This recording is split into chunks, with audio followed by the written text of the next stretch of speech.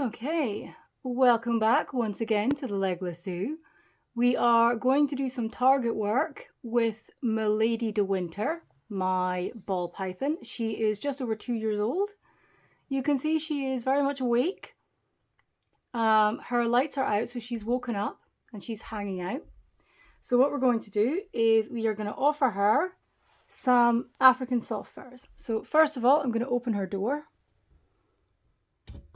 Oh, there we go. Hi, baby girl.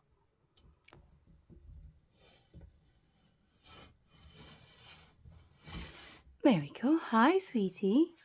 Now, she probably thinks that she's getting let out, which normally she would be. But this evening, she is getting fed. Hi, sweet girl.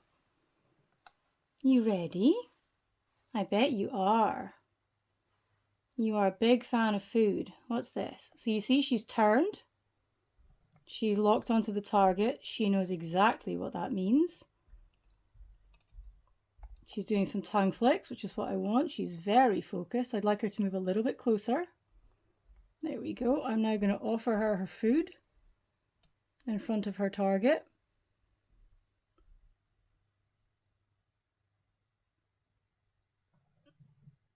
There you go, baby girl. Oh.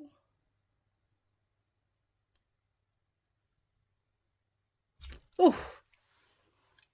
There we go. Very enthusiastic strike from Milady. She is always a very enthusiastic little feeder. Now, the interesting thing about working with ball pythons that you will notice that's different from my other snakes, her approach to the target is much more subtle. She will turn, she'll orient, and she will move towards it and tongue flick. But pythons are not really active hunters. They're not pursuit predators. They're much more sit and wait predators. So they're simply not going to pursue a target the way something like a hognose or a rat snake would. So I adapt my technique a little bit for Milady. I don't really ask her to move a huge amount. I just need to see her turn to face the target, lock onto it, move slightly towards it, and do some tongue flicks, and then I'll offer her her food. Now, Milady's getting 2 ASFs. The reason for that, I should say, those are African soft furs. They are a species of rodent. The reason she is getting 2 is we are using up our supply of smaller feeders. We are now at a point where both Milady and Tsuchi can actually take the size up from the size we currently have, but I want to obviously use up all the feeders that I currently have before I order a restock, and at that stage I will get larger ASFs for her. Milady is on a 14-day feeding schedule, so she gets fed once every 2 weeks. As I look at her here, I think her belly might be getting a little bit pink in spots. I'm just going to zoom in and see if we can see that. It might be a trick of the light. It's a little hard to say.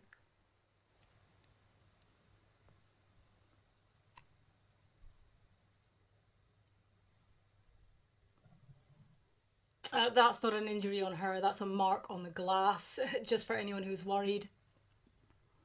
But I think here that might be a little bit pink. Just there on her junction between her side and her belly scoots there. I'm not entirely certain because pure white snakes can get minor marks on them just from lying in a specific position or leaning up against something. So it may not signify anything, but I will be monitoring that for a little bit. I'll check up on when she last shed and see if she is likely to be going into shed.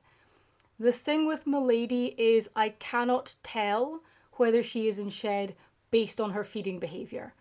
Many snakes, specifically ball pythons in particular, will not feed when they are going into a shed cycle or when they are in blue. That is not the case with Milady. She will eat under all circumstances. I have seen her eat in blue. I have seen her eat at every stage of her shed cycle. So it's not possible for me to tell whether she is in shed based on her feeding behavior. It's also difficult with white snakes like this, specifically blue-eyed leucistics, to tell as well. Really, the only way you can tell is that their belly goes quite pink and their upper scales across their sides and back can sometimes look a little dull. But of course, her eyes are blue already, so them turning blue in shed is very much not obvious on her. Behaviourally, the only way I typically know that she is in shed is that she doesn't want to come out. She's a very confident snake. She loves to come out and explore. So typically, if I offer her an opportunity to explore and she refuses, that often means that she is either going into shed or is in blue. So this is going to take a while. Ball pythons take quite a while to swallow their food.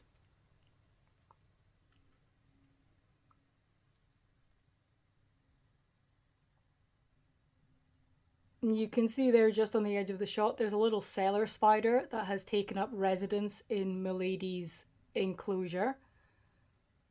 It's completely harmless and will not bother her at all. Milady lives in a bioactive, so she does have a cleanup crew in there. She has isopods and springtails, so it's quite likely that this spider is going to be picking off a few of the isopods, but that's not going to make a dent in the population.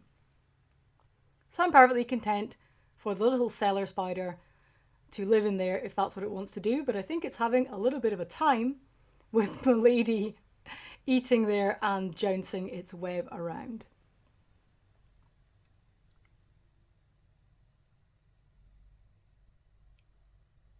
Oh, what a hungry girl.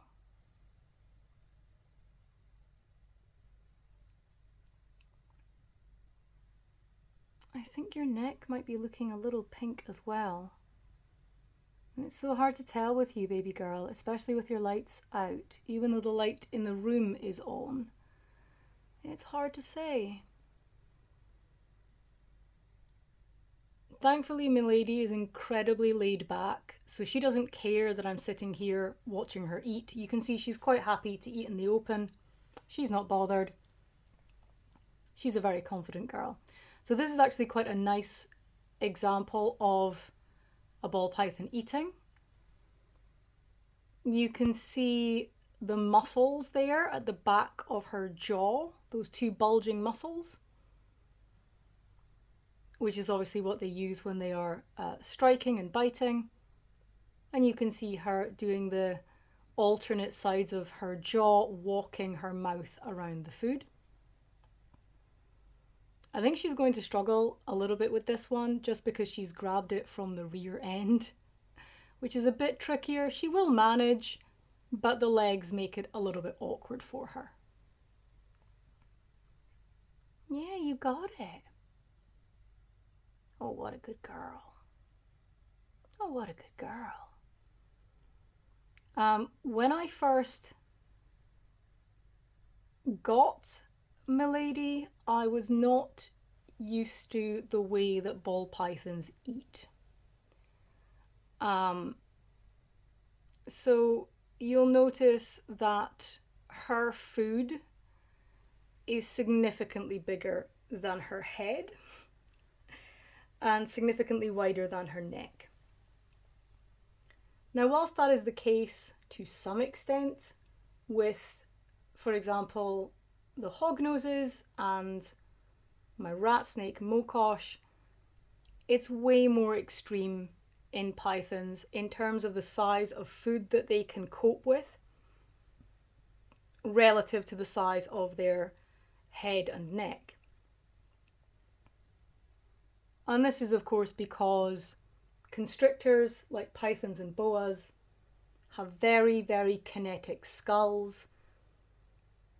Their lower jaw and their upper jaw are very, very stretchy. They are connected by elastic tendons. And their lower jaw isn't connected in the front like ours is. So where your chin is, those are the two halves of where your jaw connect.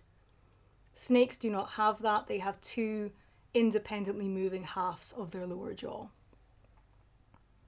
Now this is true of all snakes, of course, but the tendons connecting the parts of python and boa skulls are just very, very elastic compared to something like a hognose and even a rat snake.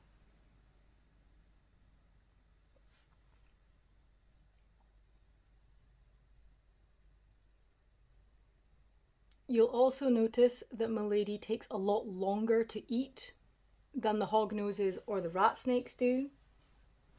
As much as their skulls are, of course, very stretchy and they can absolutely deal with this size of food, it does take them a bit of doing. So it takes them quite a long time to walk their mouth around their food and to stretch those tendons in their skull. This is why if you have pythons or boas, you might find that your snake is not entirely comfortable eating in front of you. It really does vary snake to snake. Some are fine with it, some are more shy. And that's simply because, as you can see, her whole attention is focused on eating, and her mouth is, of course, wrapped around her food. The thing with snakes, of course, is their only mode of defense is to run or to use their mouth either in an actual strike or in a bluff strike. You can see, of course, that that would be very difficult for her to do at this point. If a predator were to suddenly show up, it would be quite difficult for her to quickly disengage and get to safety. So pythons can be quite vulnerable when they're eating, and as a result, that can sometimes make them a little bit shy to eat when they feel like they're being watched. So some of them might prefer a bit of privacy. Milady, as you can see, does not care. You can get a nice view actually of her lower jaw here now that she's turned the food around. She's turned her head around. You can see she's now walking her lower jaw up around it. And you can see how stretchy that skin is between the two halves of her jaw. I call this the pelican. And the first time I saw a ball python do this in person, it made me incredibly uncomfortable because it looks incredibly uncomfortable. But of course, they do it with no problem at all. It's not uncomfortable for them in the slightest. It just looks it to me. So it took me quite a bit of getting used to seeing this kind of long, involved eating process.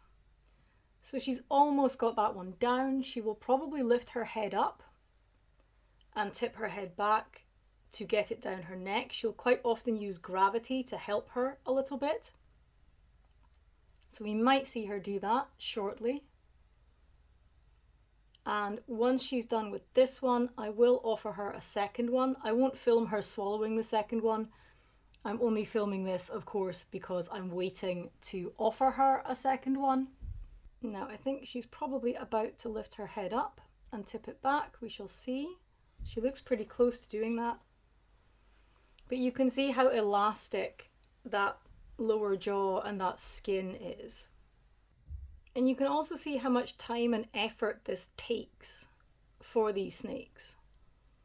It really is quite a big job to eat for these animals. So it's probably just as well, really, that they don't need to do it terribly often. You can see those muscles there at the back of her upper jaw, walking those parts of her jaw forward over her food. Well done, baby girl. You're so almost there. That leg is giving you a little bit of trouble though, isn't it? Yeah. I think that little leggy is giving you a bit of trouble. Now, as much as it might look like she's really struggling, she is very used to this size of food. She absolutely can cope with this. So if you're a relatively new snake owner and you see your snake taking this long and it just looks really uncomfortable and it looks like they're struggling, so long as you are happy that it's an appropriate prey size, and usually that's something that's about the width of their body, maybe a tiny bit wider, they will absolutely be fine. It's a good idea to keep an eye on them, of course, just to make sure. But once you're satisfied that they're on a prey size that they can cope with, they will be absolutely fine. There we go. As I said, she's tipped her head back and up just to straighten her neck and use gravity a little bit to help get that down. Well done. Good girl. And she's now using the muscles of her neck and her throat to just get the peristalsis and get that down. You can see why I call this the pelican. It just, honestly, it just looks terrible. It just looks terrible to me. I'm used to it now, of course, but not gonna lie, not a fan. Not a fan. But she copes absolutely fine. This is entirely normal. There you go. And you can see she's going to realign her jaw a little bit as well, because of course she's stretched it quite significantly to get that down. So you can see her jaw looks a little bit scrungly right now. And that's just because she's stretched it and walked it around to get her food down. But she will very quickly get her jaw back into alignment. I'm going to wait until that is down past her neck. So I'm going to wait until she's got it into her belly, so down into the thicker part of her body, before I offer her a second one. And you can see she's actually using that S-bend in her neck, her coils, to shove and push that further down into her stomach. Again, this is perfectly normal. It looks incredibly weird, but this is just how they do things. You are looking a little bit pink. I do think you might be going into shed, baby girl. You having a growth spurt? Huh?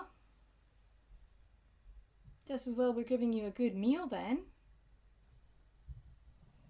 Fuel that nice shed that you're about to do. Okay, I'm pretty sure that she's got that down now.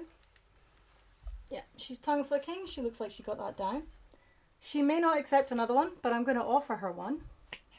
So let's see what she does. Hi. What's this? Oh, I think maybe you would like some more. Come on then. So you can see she is, again, her target's just slightly out of shot. There you go, it's there. She is fixated on it. She is moving towards it. She's being very intense about it. And we will offer her a... Oh, goodness me, and she's taken the tongs. There we go. Okay. Yes, well, as I said, very enthusiastic feeder is our girl. And she's taken the tongs with her. Don't worry, she has done this before. I will be able to get them back. If I wiggle the tongs right now, she's going to think that's the mouse struggling and she'll just tighten up. So what I have to do is I just have to wait, because she will constrict the mouse for a bit. And then, as you saw, she will uncoil. She saw the previous one, and then she'll start eating. So when she does that, I will slip the tongs out. But oh well, this got a bit more dramatic than I was expecting. I didn't expect you to take the tongs, baby girl. So we'll just keep an eye on her and retrieve the tongs. I was going to stop filming at this point, but I might actually film this, because if this is a situation that you find yourself in, it might be useful to see how this goes. You are really making sure that one's dead, huh? You're such a diligent girl. Okay, there you go. You can see she's relaxing. She's going to uncoil. There we go. Oh, dang it. She's coiled up again. Okay. We'll just wait. This is actually also quite a good opportunity to see Milady's body condition. You can see there that although her spine isn't prominent, she does have a sort of soft, rounded, triangular shape. That's what a ball python should look like. You shouldn't have fat either side of the spine. You do want them to be not skinny, but you want them to be a little lean, and to be muscular rather than fat. Milady is an incredibly active ball python, and she is very, very athletic. She loves climbing. She's very good at it by ball python standards. So she's a very, very well muscled girl, which is why she's holding on to those tongs quite so well. So we'll just have to wait for her to decide that the ASF is indeed dead. And then as she starts to walk her mouth around it, I'll hopefully be able to slip it away. Now I'm going to wait. I think I went in a little bit too early there. She is starting to loosen off. But I think I did get the tongs a little bit too quickly before. Yep, you can see there as soon as I touched them, she tightened up again. So what I'm going to do is I'm just going to hold the tongs in place and let her maneuver around them. And I'm hoping she might disentangle them herself. But we'll see. I'm not going to move them. I'm just going to hold them so they don't move. Because I think as she's dragging them around, she's perceiving that movement as the mouse moving. And it's causing her to tighten up again. Come on. That's it. You let go. So now that I'm a little bit closer, I'm definitely seeing some pink on her. So that tells me, young lady, that you are going to be shedding again very soon. I say very soon, but it can take them quite a while to shed. Okay. Oh, you've gotten yourself into quite a situation here, haven't you? Yeah. I might open this door so you've got a little more room to maneuver. Oops, there we go. Okay.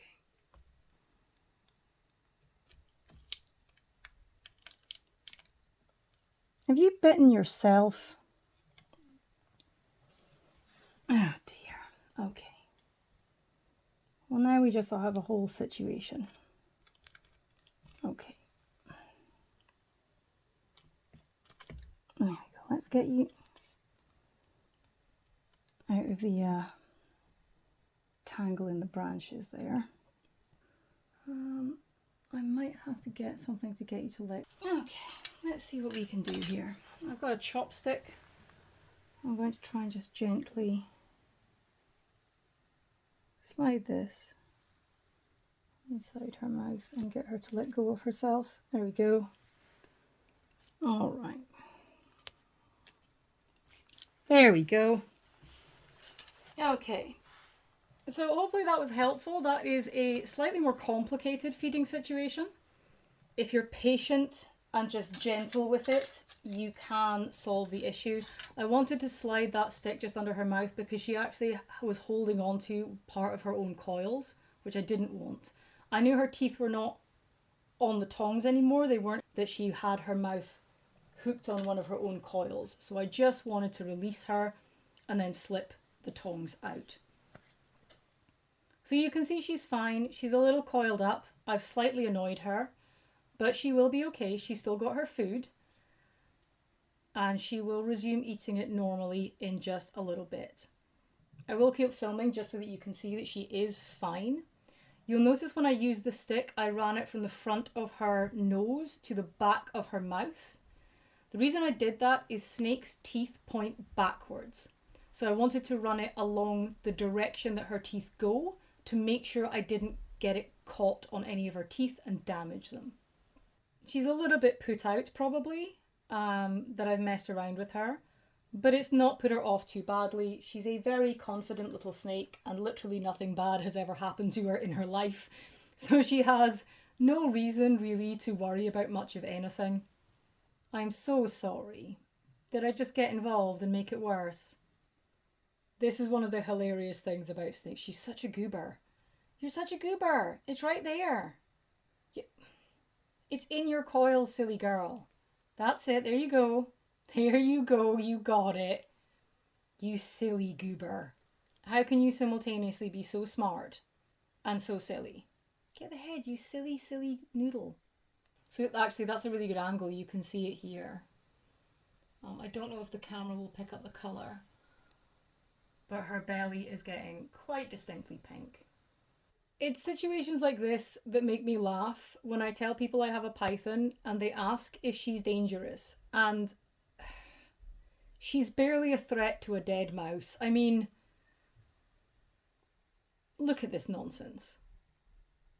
You're such a clever girl, and at the same time, you're so silly. Yeah, you're going to need to move because it's a whole situation now that you've created here. Well, I say you've created. I was partially responsible. You can actually also see some of the scales there, just on her back, are looking a little grubby and a little dull. So, yeah. Oh yeah, the camera is picking up the pink on her belly quite well there, actually. So if you do have a white snake, that's quite often the only indication that you'll get. As you can see, she's going into blue quite distinctly and has absolutely no issue eating at all. Well, she has no change in her enthusiasm for eating. One might argue that she's having a bit of an issue right now. Not from lack of willingness. Oh my word. Well, that is a choice. Okay. Well, you do you. It's not the solution I would have chosen, not gonna lie. Can you please not drop it on the floor? I'd really love it if you didn't drop it on the floor. Can you pull it back in? Thank you. Thank you, I appreciate you. Atta girl. Now, again, I'm just gonna let her figure this out. When she was definitely caught, that's when I intervened, but this nonsense, she's fine. She'll figure it out. Can you pull it back into your house? I don't really want mouse on my floor. Okay. Atta girl, you got it. My goodness, I would kill for core strength like that.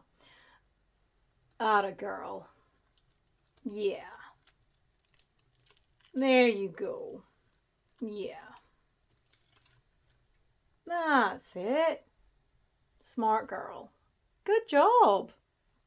Okay, this video is already incredibly long. I'm going to cut it there and leave her in peace to finish this mouse that has given her more trouble, I think, than any mouse in the history of her life. But there we go. So, target training with Milady, and bonus content of how to intervene if your snake steals your tongs.